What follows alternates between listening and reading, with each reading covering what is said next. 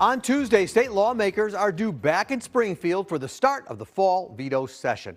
Despite pleas from some council members, state leaders have made it clear that one thing not on the agenda next week is finding extra cash to help Chicago deal with the influx of newly arriving migrants. But there's another controversial item many want to see addressed: the state's private school scholarship program. Under the Invest in Kids Act, people can donate to select nonprofits, get a 75% income tax credit. That money is then used to help send lower income students to private schools. But the program was not included in this year's budget, meaning it will expire by the end of the year if lawmakers don't act. Now, last week, families and other advocates rallied for some possible changes they say would prioritize students most impacted by poverty. When I stand eye to eye with a mother and there are tears rolling down her face while she explains to me that she just wants the best for her son, and I get to tell her that she and her son matter. And thanks to the tax credit scholarships, it's within her reach.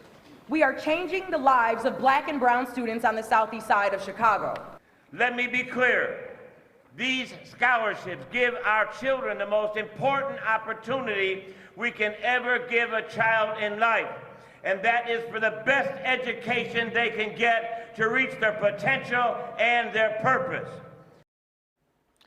Governor Pritzker hasn't ruled out rescuing the program. He's putting it on the shoulders of lawmakers, saying if they pass an extension, he'll sign it. But teachers unions and other education advocates have long opposed it. The Illinois Education Association called those newly proposed changes too little, too late. They want to see the state put more funding towards public schools instead.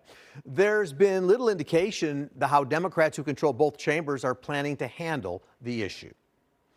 Advocates are hoping lawmakers will also take action on a bill that strengthens protections of domestic violence survivors. The proposal would require police to remove guns from a home while serving an emergency order of protection.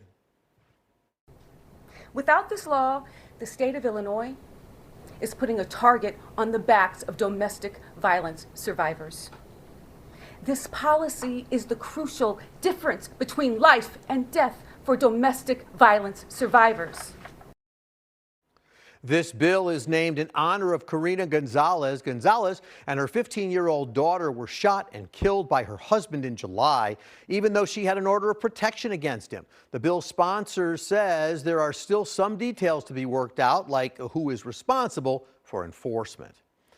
And there are a few rare vetoes that the legislature could take up. In August, Governor Pritzker vetoed a bill that would have ended the state's moratorium on the construction of new nuclear power plants dating back to the 1980s. That bill passed with bipartisan support in the spring, and the sponsor, Republican Senator Sue Rezin, called the veto a shock. But it's not clear if Democrats will help rescue the plan over the next few weeks. The governor called the final bill too broad. Environmental groups expressed concerns about the impact of the plants and potential contamination of drinking water. Coming up next, Congress on hold. The Republican battle over who will become Speaker has Capitol Hill at a standstill. How it could impact U.S. aid to Israel and Ukraine. Congressman Brad Schneider joins me coming up.